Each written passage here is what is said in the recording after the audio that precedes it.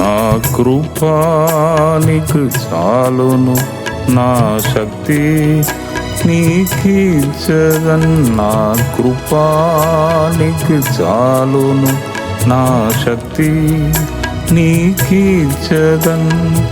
Grace grace కృపా కృపా, grace grace కృపా కృపా, గ్రేస్ గ్రేస్ కృపా కృపా, గ్రేస్ గ్రేస్ కృపా కృపా.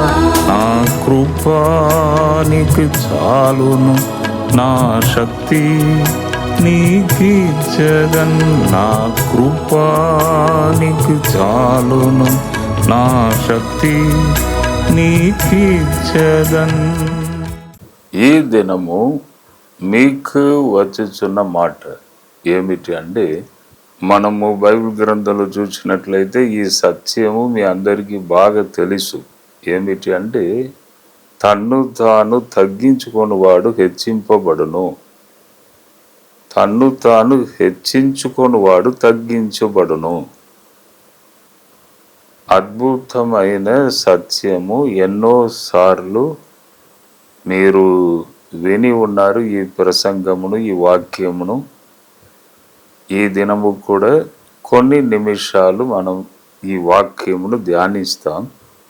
మత్తయి సువార్త 23:12, లూకా 14:11. ప్రభువే చెప్తున్నాడు ఈ వాక్యమును. తన్ను తాను తగ్గించుకొని వాడు హెచ్చింపబడును. తర్వాత ప్రభు ఈ లోకంలో ఉన్నప్పుడు మత్తయి సువార్త 18:4 ఒక చిన్న పాపను చేతిలో పట్టుకొని ఎత్తుకొని, ఈ బిడ్డ వలె తన్ను తగ్గించుకొని వాడు తప్పకుండా హెచ్చింపబడును, పరలోక రాజ్యంలో గొప్పవాడై ఉండును అని ప్రభు చెప్పిన మాట చాలా ముఖ్యమైన మాట అండి. కానీ తగ్గింపు ఉన్నదా? గొప్ప గొప్ప వారు తగ్గించుకుంటారా? అధికారులు, దేశమును ఏలుచున్న వారు ఎప్పుడైనా తగ్గించుకుంటారా? తగ్గింపు వస్తుందా? రాదు. మనకి ఎందుకు ఈ తలనొప్పి, మన ప్రెస్టేజ్లో మనం ఉంటాం అని అనుకుంటారు. తగ్గింపు రాదు. కానీ ఒక గొప్ప వ్యక్తి తన్ను తగ్గించుకున్నాడండి. ఆయన పేరే ప్రభు అయిన యేసు. ఈ లోకానికి ఆయన ఒక నరుడుగా వచ్చాడు. పరలోకంలో ఆయన ఉన్నతమైన స్థానములో అక్కడ ఉన్న వ్యక్తి, మహిమగల స్థానం, మహిమగల సింహాసనం మీద కూర్చొని ఉన్న అంత గొప్ప దేవుడు తన్ను తగ్గించుకొని నరుడుగా రావడమే పెద్ద తగ్గింపు. పశువుల పాకలు పుట్టి, పశువుల పాకలు ఎవరు జన్మించేవారు ఉండరు. అక్కడ జన్మించి ఒక వడ్ల మేస్త్రి అంటే కార్పెంటర్ ఇంటిలో ఆయన పెరిగాడు. కార్పెంటర్ ఇంటి అంటే నెల జీతం దొరికే జాబ్ కాదు అది. రోజు పని చేయాలి. రోజు పని చేస్తేనే భోజనం, లేకపోతే భోజనం ఉండదు. అటువంటి ఒక ఇంటిలో ఆయన పని చేసి తన తండ్రితో పాటు పని చేస్తేనే ఆయనకు భోజనం దొరికి ఉండవచ్చు. అటువంటి ఒక కష్ట కుటుంబంలో పెరిగాడు కాబట్టి కష్టం అంటే ఆయనకు తెలుసు, దారిద్ర్యం అంటే తెలుసు, భోజనం ఎంత కష్టపడి తినాలి ఆ బాధ ఆయనకు తెలుసు. 31 సంవత్సరాలు బాప్టిజం తీసుకున్నాడు. 3.5 సంవత్సరాలు సేవ చేశాడు. సేవ చేసినప్పుడు కూడా భూమి మీద ఆయన ఏం సంపాదించలేదు. మనుష్య కుమారునికి తల వాల్చుకొనుటకు కూడా స్థలము లేదు ఈ లోకంలో అని చెప్పాడు. పరలోక రాజ్యం గురించి చెప్పాడు కానీ ఈ భూమి గురించి అది సంపాదించండి, ఇది సంపాదించండి, ల్యాండ్ కొనండి అని చెప్పలేదు. పరలోక రాజ్యమును తప్పకుండా వదిలిపెట్టకండి, చాలా ఉన్నతమైన స్థలం అది అని ఆయన చెప్పాడు. పరలోక రాజ్యం గురించి బోధించాడు. సిలువ మీద కూడా ఆయనకు సరి అయిన వస్త్రం లేదు, చాలా తగ్గింపు. ఆయన అవతారం చూస్తే కళ్ళలో కన్నీరు వస్తుంది. మహిమగల దేవుడు, మహిమగల స్థలములో మహిమగల సింహాసనం మీద కూర్చున్న దేవుడు అంటే మనకే ఆ బాధ వస్తుంది. తల వాల్చుకొనుటకు స్థలం లేదు. కాబట్టి అంత తగ్గింపు, లాస్ట్ వరకు తగ్గించుకొనిన దైవ కుమారుడైన యేసుకు హెచ్చింపు వచ్చింది. అదే పునరుత్థానం. ఎవరెవరు కొట్టారు, ఎవరు హింస పెట్టారు, ఎవరెవరు గేలి చేశారు, బాధ పెట్టారు, వారందరి యొక్క నోరు బంద్ అయిపోయింది. యేసు తిరిగి లేచాడంట, సమాధిలో ఆయన లేడంట, మళ్ళీ తిరిగి లేచాడంట. ఆయన శరీరం కూడా అక్కడ లేదు, యేసు ప్రభు తిరిగి లేచాడు అను వార్త మొత్తం అక్కడ ప్రకటించబడితే వారు బాధ పెట్టిన వారు అందరూ బాగా చూచుచున్నారు, కానీ నోటి మాట రావట్లేదు.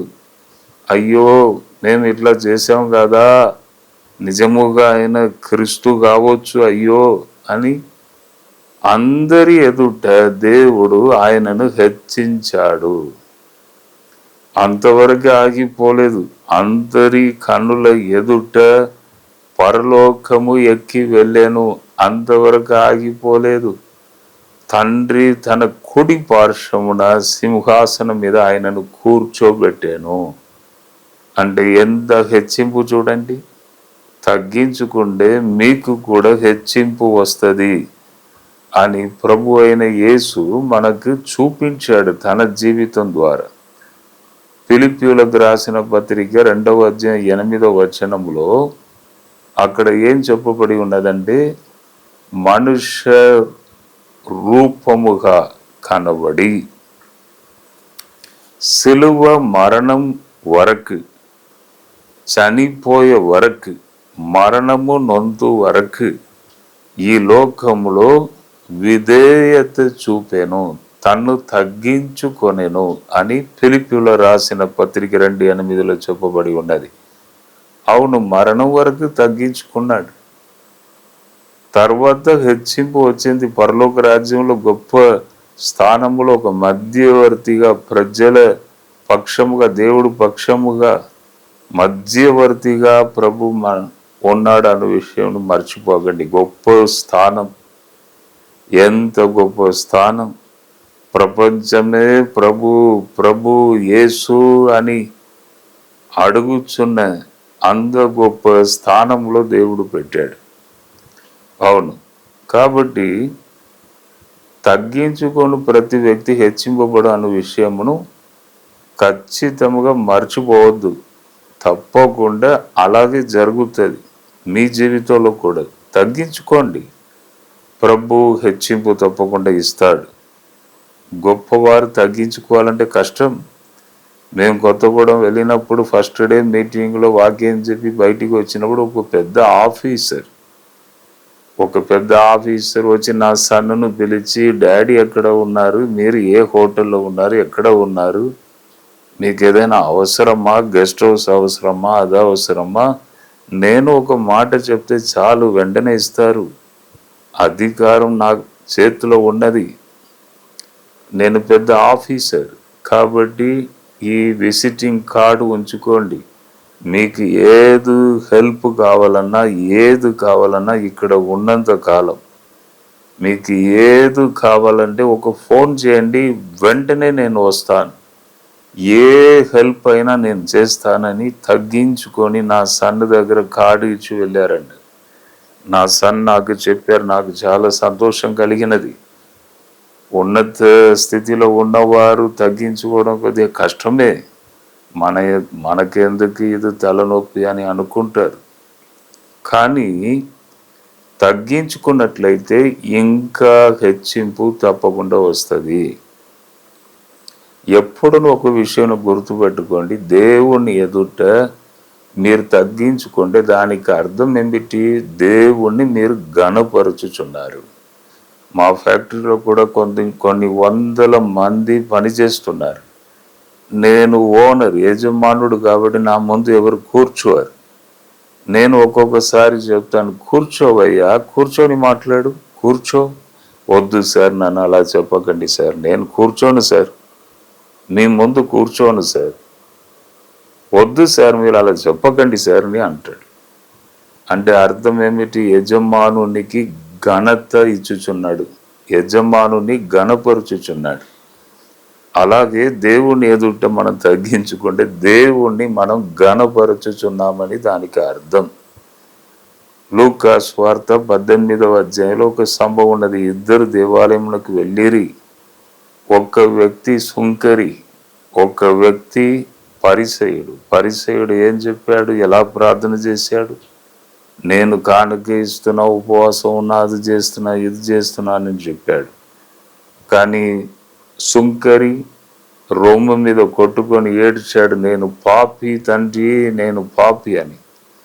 అక్కడ ఏం చెప్పబడి ఉన్నది? సుంకరి నీతిమంతుడుగా తీర్చబడి వెళ్ళాడు.